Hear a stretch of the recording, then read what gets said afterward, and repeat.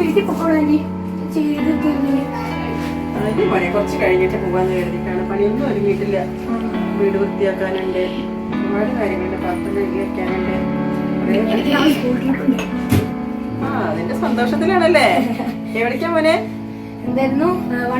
വണ്ടർല. ആഹാ, പോയി അടിച്ച് പൊളിക്കും കേട്ടാ. എല്ലാവരും ഉണ്ടോ മോന്റെ? ഫ്രണ്ട്സ് ഒക്കെ ഉണ്ടോ? ആ എല്ലാരും ഉണ്ട്. സ്കൂളില് ചിലപ്പോ എല്ലാരും ഉണ്ടാവും. ആണല്ലേ. വൺ ഡേ ട്രിപ്പ് ആണോ? ആ ഓക്കെ.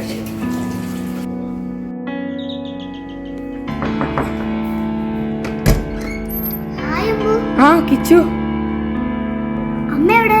അമ്മ അവിടെ അടുക്കളയിലുണ്ട്.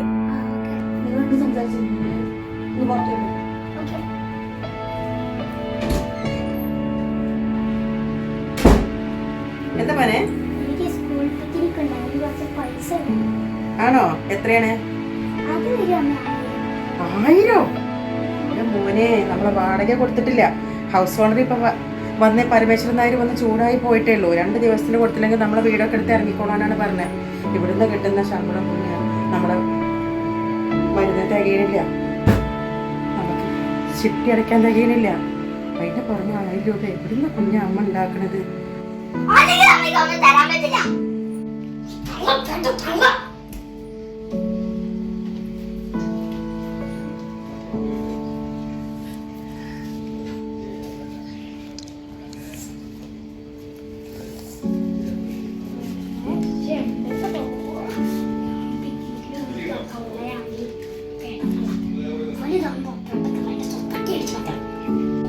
ഞാൻ ഇവിടെ വെച്ച പൈസ കാണില്ലടാ.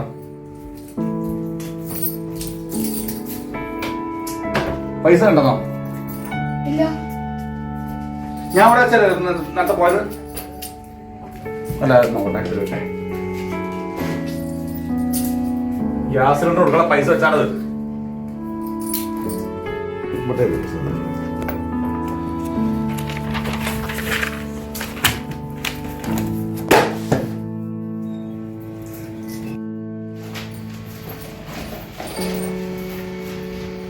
അമ്പത് പൈസ തന്നിട്ടില്ല ഉറപ്പല്ലേ? നിങ്ങൾ പൈസ കിട്ടുന്നുണ്ടോ അവിടുന്ന്? അല്ല, ഇവിടെ വെച്ച പൈസ കാണാനല്ലോ.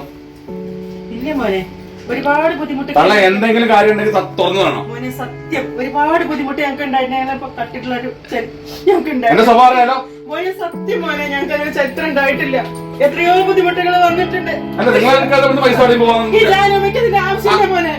നിങ്ങൾ എടുക്കാതെ പൈസ പോകാൻ യാതൊരു ചാൻസും ഇല്ല. സത്യമായി മോനെ, ഞാൻ ഓക്കെ ഓക്കെ, ഞാൻ നോക്കാം കേട്ടോ.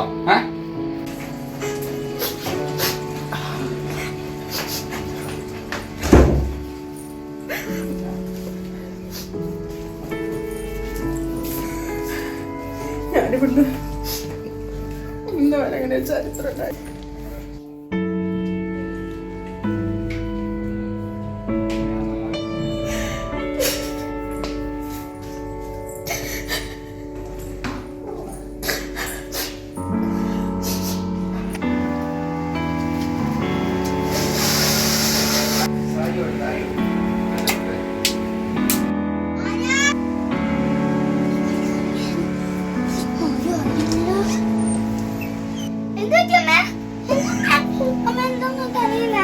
മോനെ, അമ്മയുടെ പണി പോയി. ഇവിടുന്ന് 1000 റുപ്യ സാറ് വെച്ചത് കാണാനില്ല.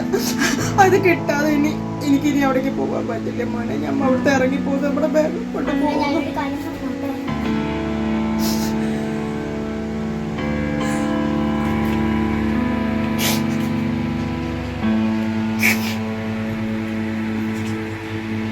ഇന്റെ പേര് ഉണ്ടായിട്ടില്ല.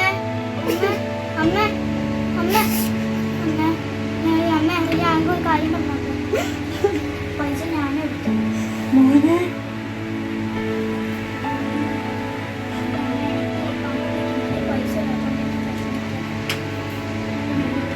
മോനെ, നമ്മൾ ഒരാളെ പൈസ കട്ട് പോലെ മോനിപ്പോ തന്നെ പോയിട്ട് മുതലാളിക്കാൻ സാറിന് പൈസ കൊടുത്തു പോയി.